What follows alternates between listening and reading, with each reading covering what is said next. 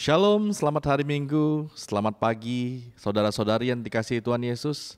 Mari pada pagi hari ini kita datang dengan penuh rasa syukur, penuh dengan sukacita menghadap kepada Tuhan kita. Mari bersama-sama kita terlebih dahulu membaca Mazmur 62 ayat 2. Hanya dekat Allah saja aku tenang, daripadanya lah keselamatanku. Mari kita berdoa. Bapa di dalam sorga, kami mengucap syukur dan berterima kasih. Kembali pada pagi hari ini kami datang ke rumah-Mu ya Tuhan, mengucap syukur. Dan kami berterima kasih atas semua kebaikan yang sudah Bapa berikan dalam kehidupan kami sepanjang minggu ini. Tuhan, sebelumnya kami mohon ampun atas segala dosa dan pelanggaran kami Tuhan. Kiranya Tuhan berbelas kasihan mengampuni kami, kuduskan sucikan kami, agar kami layak beribadah kepada Engkau, agar segala puji-pujian kami layak di hadapan-Mu ya Tuhan dan berbau harum. Kami berdoa kiranya Tuhan yang memimpin ibadah ini dari awal, pertengahan hingga akhir, hanya di dalam nama Tuhan kami Yesus Kristus. Amin. Jutaan bahkan miliaran langkah telah kita tempuh untuk mengejar apa yang selama ini kita anggap sebagai kedamaian. Namun, tidak sadarkah kita bahwa Sang Raja Damai, sumber kedamaian itu sebenarnya selalu berada di sisi kita. Ia ingin masuk dan tinggal di dalam hatimu. Berikanlah Ia tempat kemanapun kita pergi, seterjang apapun lembah yang harus kita lalui. Ia akan selalu ada untuk seterus membagikan damai-Nya kepada kita. Kala ku cari damai, hanya ku dapat dalam Yesus. Kala ku cari ketenangan, hanya ku temui di dalam Yesus.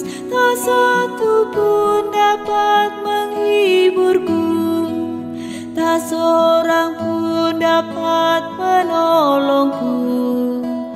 Hanya Yesus jawaban hidupku.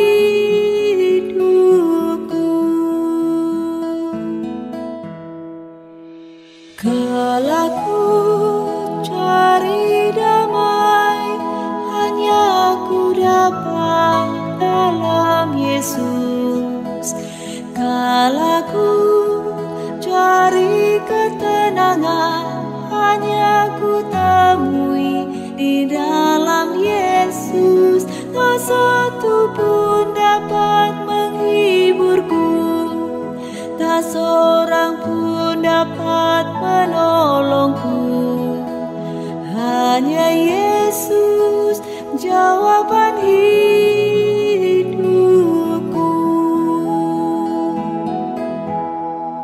Bersama Dia hatiku damai, walau dalam lembah kegelapan. Bersama Dia hatiku tenang, walau hidup penuh tantangan. Tak satu pun dapat menghiburku, tak seorang pun dapat menolongku.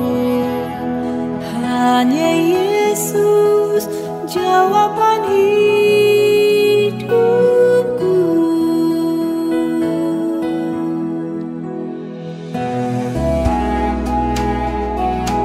Engkau sumber dari segala damai.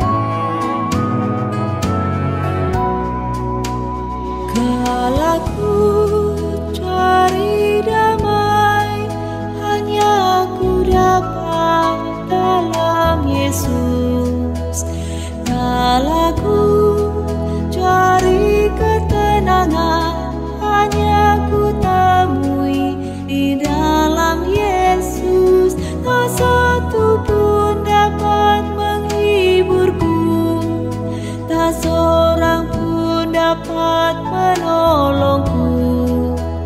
Hanya Yesus jawaban hidupku.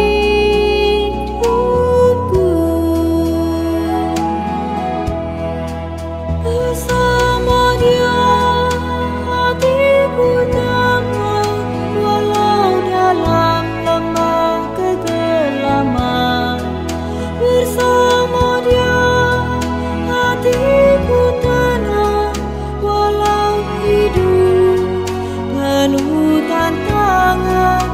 tak satu pun dapat menghiburku, tak seorang pun dapat menolongku. Hanya Yesus jawaban hidupku.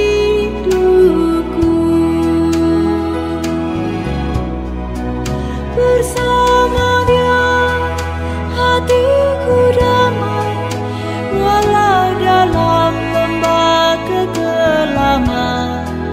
Bersama Dia hatiku tenang, walau hidup penuh tantangan. Tak satu pun dapat menghiburku, tak seorang pun dapat menolongku. Hanya Yesus jawaban hidupku.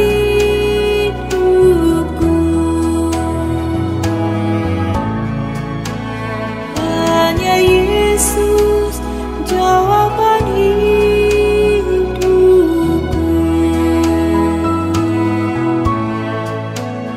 Hanya Yesus jawaban hidupku.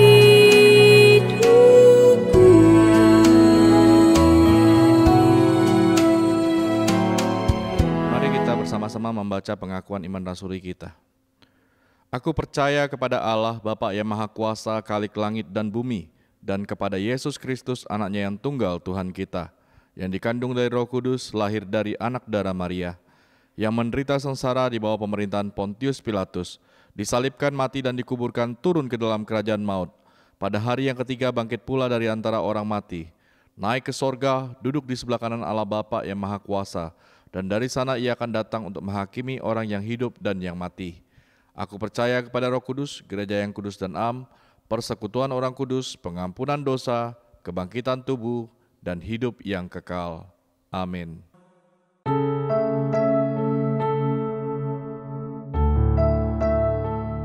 Salam, selamat pagi saudara-saudara kasih Tuhan. Pada pagi ini kita akan beribadah mendengar kebenaran firman Tuhan. Sebelum kita mendengar kebenaran firman Tuhan, mari kita berdoa. Bapa kami yang di sorga, kami ucap syukur atas kasih dan kemurahan Tuhan. Pagi ini kami mau mendengar sabda firman-Mu. Roh Kudus pimpin kami, membuka hati kami dan pikiran kami. Roh Kudus tolong kami, supaya kami mengerti atas pesan-pesan-Mu pada pagi ini kepada kami. Urapin hamba-Mu dan berikan kuasa bibir hamba-Mu untuk menyampaikan setiap kebenaran-Mu sesuai dengan kehendak-Mu. Berfirmanlah kepada kami siap untuk mendengar, kami berdoa di dalam nama Tuhan Yesus Kristus. Amin. Saudara-saudara kasih Tuhan, pada pagi ini tema kita adalah pentingnya menjaga mata. Saudara kasih Tuhan, firman Tuhan Matius pasal 5 ayat 29. Mari kita baca bersama-sama. Maka jika matamu yang kanan menyesatkan engkau, cungkirlah dan buanglah itu, karena lebih baik bagimu jika satu dari anggota tubuhmu binasa, daripada tubuhmu dengan utuh dicampakkan ke dalam neraka. Saudara-saudara kasih Tuhan, inilah firman Tuhan yang Tuhan pesan kepada kita untuk menjaga mata kita. Saudara-saudara kasih Tuhan, lebih baik saudara kehilangan satu anggota tubuh daripada saudara dicampak ke dalam neraka. Nah, saudara kasih Tuhan, ada bahasa Inggris yang sudah sering kita dengar. Love at first sight. Dan bahasa Indonesianya artinya cinta pada pandangan pertama. Saudara kasih Tuhan, pandangan itu tentu membicarakan tentang mata. Ungkapan ini menggambarkan betapa vitalnya mata dalam urusan cinta. Tidak selalu penampilan fisik yang membuat kita tertarik kepada lawan jenis kita. Tetapi tidak bisa kita pungkiri, sebagian besar orang mulai tertarik melalui pandangan mata. Dan baru akan mempelajari atau mengenal orang itu tersebut lebih jauh. Saudara-saudara kasih Tuhan. Karena ada peribahasa mengatakan dari mata turun ke hati. Ini juga menggambarkan peranan penting mata dalam hal-hal untuk berpandang. Karena mata berfungsi bagaikan lensa kamera yang menangkap sesuatu secara visual. Lalu dibawa dan diolah dalam hati hingga terbentuk sebuah rasa atau perasaan. Mata secara bebas bergerak leluasa untuk menangkap gambar demi gambar dari apa yang berada di sekeliling kita. Saudara-saudara yang kasih Tuhan, pernahkah saudara merasa ketika saudara pertama kali memandang seseorang, itulah akan menentukan pandangan pertama apakah kita itu menyukai orang tersebut atau tidak. Begitu juga kita pandang makanan. Begitu pertama kita pandang makanan, itu membuat hati kita tergerak untuk mau memakan makanan itu. Dan banyak sekali bicara tentang mata. Karena mata ini ada suatu fungsi bagi kita. Sehingga sulit rasanya membayangkan apa jadinya jika kita manusia tidak memiliki mata. Tentu dunia ini gelap sekali. Kita tidak bisa melihat keindahan alam. Kita tidak bisa melihat keindahan barang-barang. Tidak bisa melihat keindahan manusia. Jelaslah bahwa ada banyak hal yang sangat bermanfaat bisa kita peroleh dari mata. Tetapi di sisi lain ada banyak pula hal yang bisa menyesatkan justru berawal dari penglihatan melewat mata. Jadi mata berfungsi sebagai kamera. Ada sisi baik dan ada sisi yang kurang baik. Salah satu mata yang negatif adalah ketika mata melihat pornografi, mengintip sesuatu yang tidak pantas, maka mata itu akan menggerakkan hatinya untuk tertarik. Bahaya. Maka kita sebagai anak Tuhan, supaya kita hidupnya kudus di hadapan Tuhan, jauhilah pandangan-pandangan yang tidak pantas. Begitu juga mata akan tertarik ke sebuah benda yang kita sukai. Perempuan suka membeli baju, tas, pernak-pernik. Begitu juga laki-laki suka memberi mobil, jam tangan, dan juga yang lain-lainnya.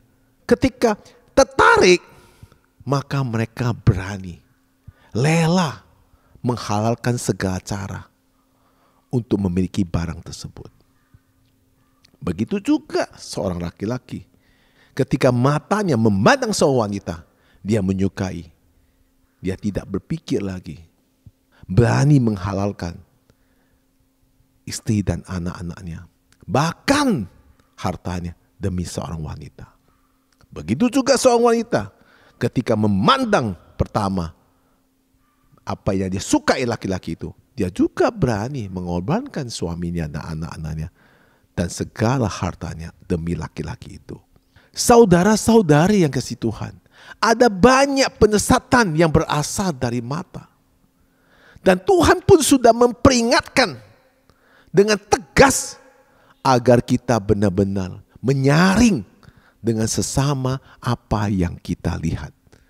Saudara kasih Tuhan, pernahkah saudara-saudari mendengar ucapan see no evil, hear no evil, speak no evil? Ungkapan ini berasal dari Jepang yang biasanya digambarkan lewat 3 ekor monyet yang masing-masing menutup sebuah indera, seperti menutup mata, menutup telinga, dan menutup mulut. Saudara kasih Tuhan, saya sering sekali melihat ketika saya di Australia, di George Street ada sebuah restoran, di depannya ada 3 monyet dengan menutup mata, menutup telinga, dan menutup mulut. Saya ke Amerika juga melihat di sebuah restoran di depannya juga ada 3 monyet seperti menutup mata, menutup telinga, dan menutup mulut. Mengapa 3 indera ini harus ditutup? Karena memang ketiga indera inilah yang sering menjadi awal dari masuknya dosa. Apabila kita tidak diawasi dengan benar, maka kita akan tercemplung ke dalam dosa.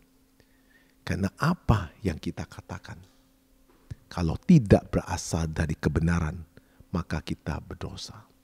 Apa yang kita dengar yang tidak berasal dari sumber yang benar, maka kita akan dosa.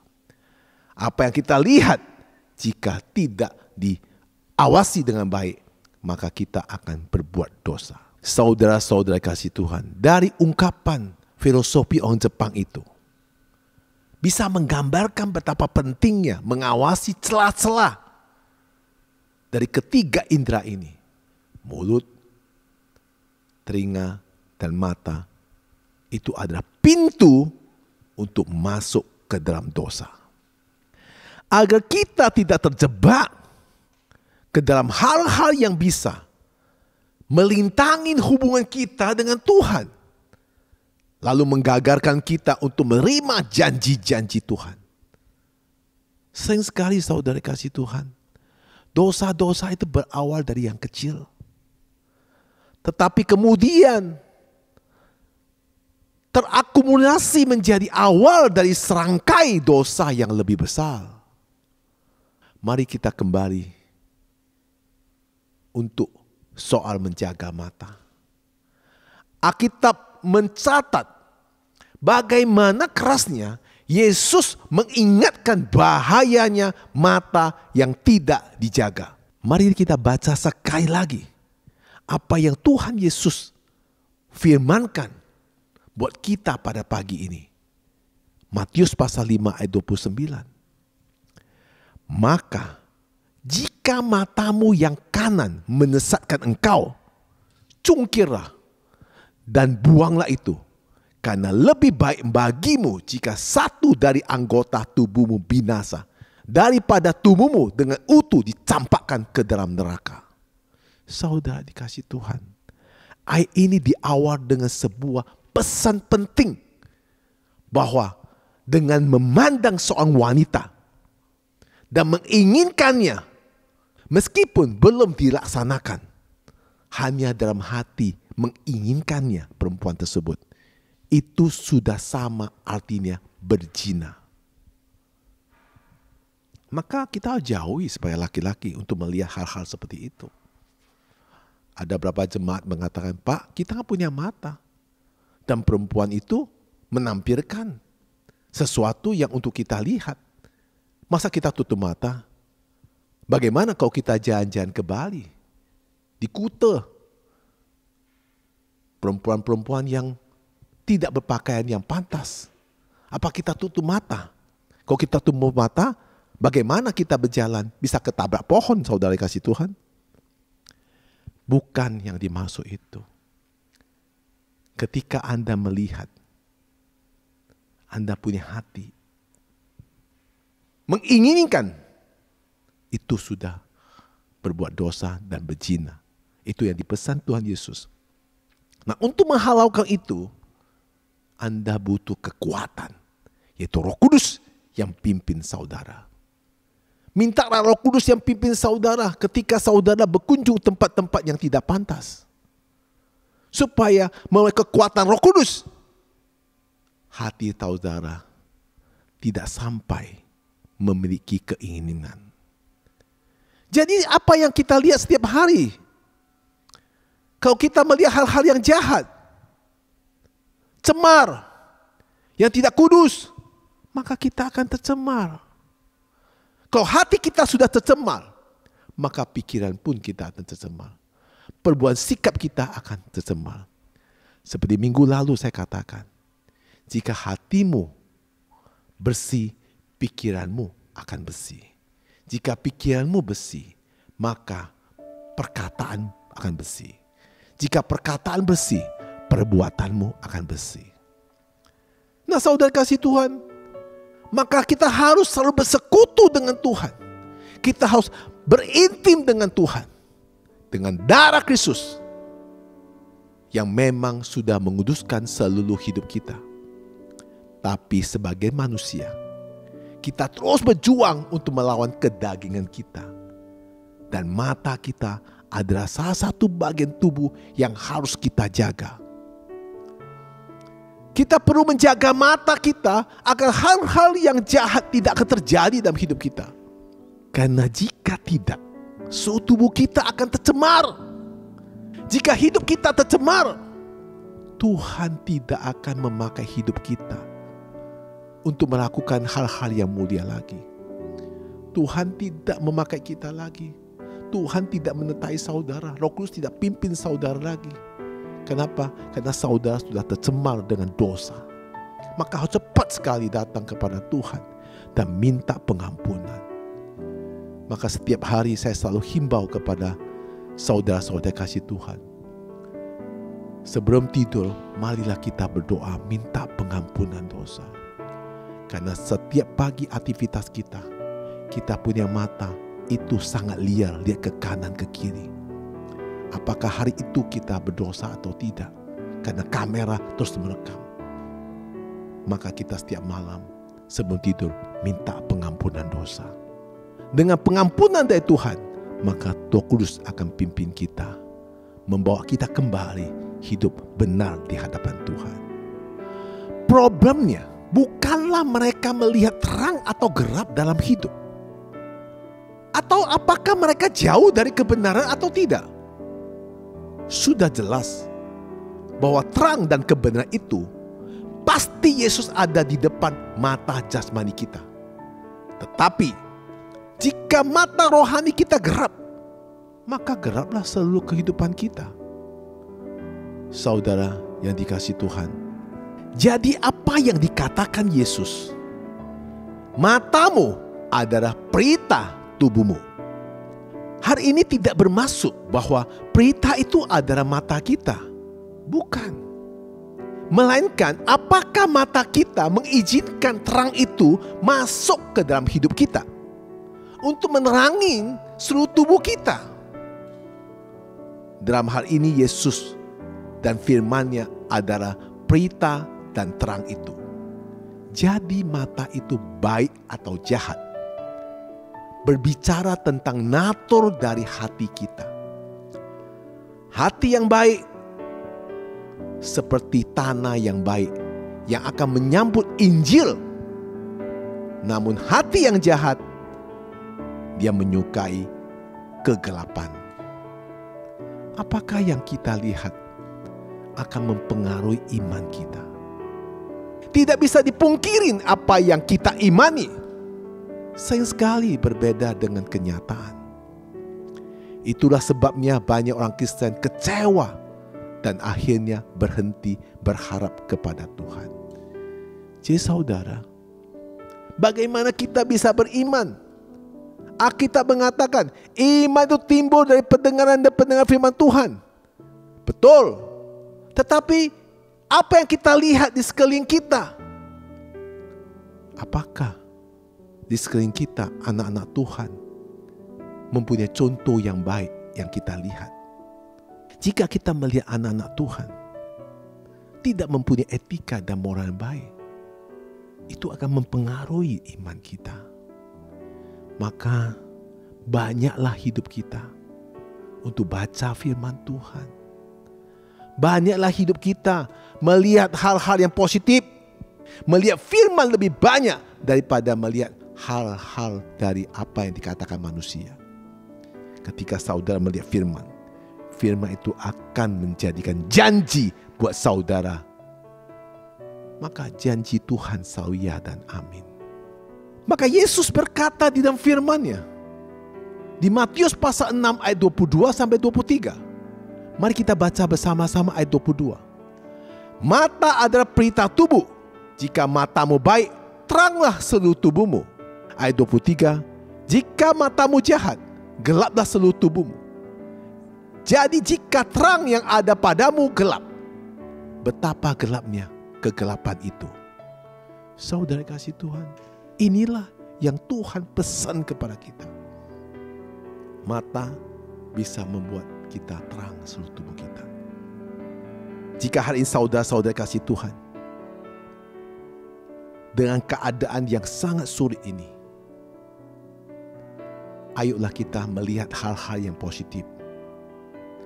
Kalau kita melihat hal positif, maka mata kita seperti kamera akan merekam hal-hal yang positif, membuat kita punya iman kepada Tuhan akan lebih kuat.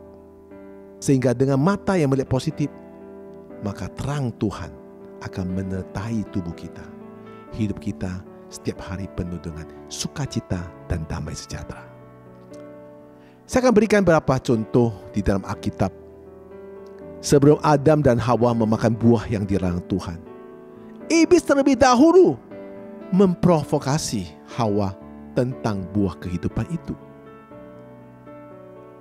Mari kita baca firman-Nya, Kejadian pasal 3 ayat 6. Perempuan itu melihat bahwa buah itu baik untuk dimakan dan sedap kelihatannya. Lagi pula pohon itu menarik hati karena memberi pengertian.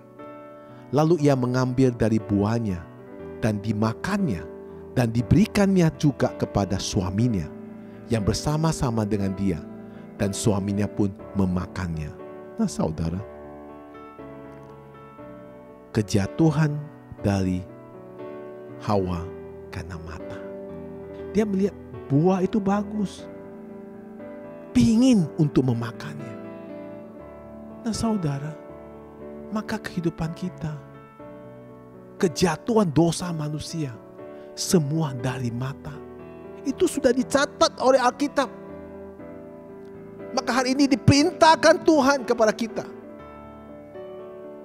Kita harus menjaga mata kita dengan apa yang kita lihat. Apa yang kita lihat akan mempengaruhi hidup kita. Terutama wanita. Sering sekali suaminya terjebak utang karena dia melihat banyak hal yang dia ingin beli, padahal income suaminya sudah turun. Gak apa-apa, kita gosok dulu pakai kartu kredit, nanti bisa bayar bulan depan. Kalau bulan depan ada income, kalau enggak bagaimana kita bayar? Itu mata. Maka kita harus jaga supaya kita melihat hal-hal yang bisa mempengaruhi hidup kita.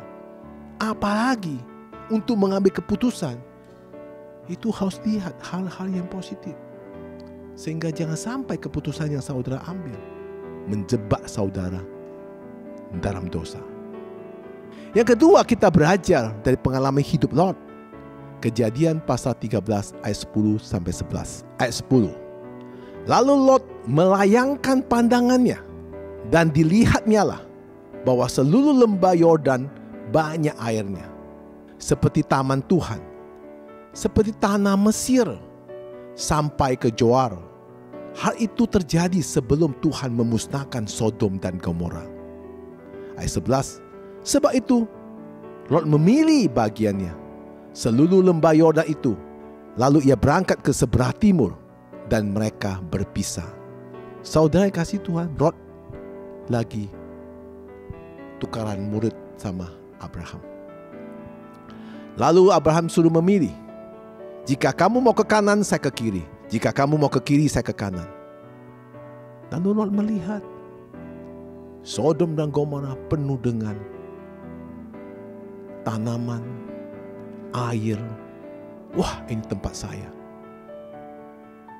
Nah saudara kasih Tuhan, dengan pandangan Lot, dia menilai sesuatu akan membuat dia hidup diberkati dan hidup yang penuh dengan damai sejahtera. Namun Lot harus menelan pil pahit dalam kehidupannya, karena ia salah dalam membuat keputusan. Kenapa? Karena tidak berdoa dulu, minta petunjuk Tuhan. Karena dia tidak berdoa dulu, minta petunjuk dari Tuhan terlebih dahulu. Keputusan berdasarkan apa yang terlihat secara mata jasmani. Saudara, inilah keputusan yang sering kita gagal. Melihat, wah ini tanah saya harus beli. Tanah ini akan menjadi prospek yang masa depan yang luar biasa. Karena saudara, jika melakukan itu tanpa berdoa minta petunjuk Tuhan, akhirnya saudara harus telan pil pahit pada hari ini. Ingat saudara, apa yang bukan mulai dari Tuhan, semua sia-sia. Seperti Lot, dia melihat dengan pandangnya, akhirnya Sodom Gomora dihancurkan oleh Tuhan. Saudara dikasih Tuhan, maka kita ambil kesimpulan apa yang Tuhan ajarkan kita pada hari ini. Jagalah mata kita, karena semua berawal dari mata. Perbuatan jahat atau baik, semua berasal dari mata.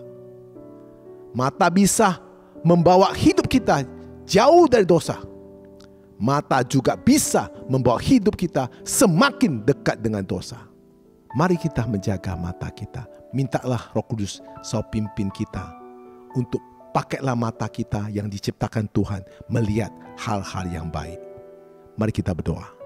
Bapa kami surga, pesan-Mu kepada kami untuk menjaga mata kita yang Kau ciptakan untuk kami, untuk melihat hal-hal yang baik, agar kami semuanya tidak tercemplung ke dalam dosa yang jauh dari-Mu. Kiranya Tuhan tolonglah kami dalam kehidupan ini.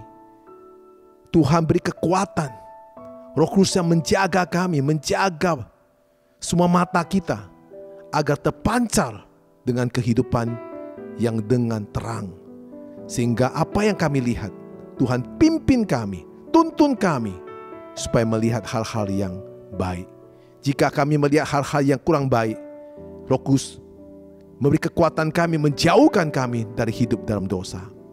Terima kasih Tuhan, kami akan selalu menjaga mata kami untuk melihat hal-hal yang sesuai dengan firman-Mu. Kami berdoa di dalam nama Tuhan Yesus Kristus. Amin. Saudara-saudara kasih Tuhan, pentingnya untuk menjaga mata kita. Mata kita akan membawa kita hidup terpancar kehidupan yang terang. Mata kita akan membawa kita hidup terpancar kegelapan. Maka kita jagalah mata kita. Tuhan Yesus memberkati.